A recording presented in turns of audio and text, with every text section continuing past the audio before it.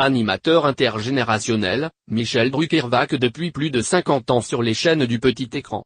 Aux commandes de Vivement Dimanche depuis de nombreuses années, ce visage emblématique du service public est une référence dans l'univers des médias français.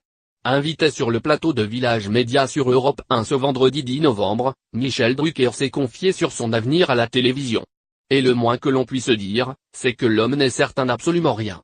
Je suis incapable de vous dire ce que je fais la saison prochaine. Non, mais vous demanderez à Ruquier et il vous dirait la même chose.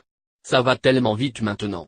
Il y a presque 2 rentrées, une en septembre et une en janvier, lâche le monument de la télévision française. Aujourd'hui, je ne sais pas du tout ce que je vais faire. Je vais vous dire pourquoi. J'ai une tournée qui va continuer pendant 2 ans, et qui me fascine vraiment. Deuxièmement, je vais vous répondre très franchement à cette question, je ne veux pas disputer le combat de trop.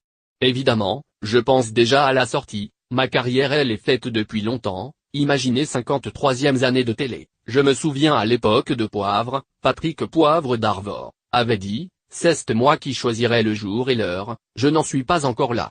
J'ai plutôt réussi pas mal de choses dans ma vie, je n'ai pas eu trop de coups durs, analyse ce passionné de cyclisme.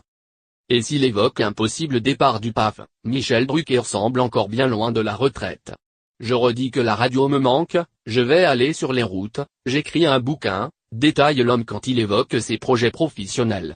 Pendant un temps, le présentateur de Champs-Élysées a voulu faire un break. J'ai même envisagé il y a quelques mois de prendre une année sabbatique en télévision, c'est très court, c'est une année scolaire octobre et on s'arrête au mois de mai après pareil. J'en avais parlé à Delphine Ernotte, qui m'a convaincu de ne surtout pas prendre cette décision, explique Michel Drucker devant le micro de Philippe Vandel.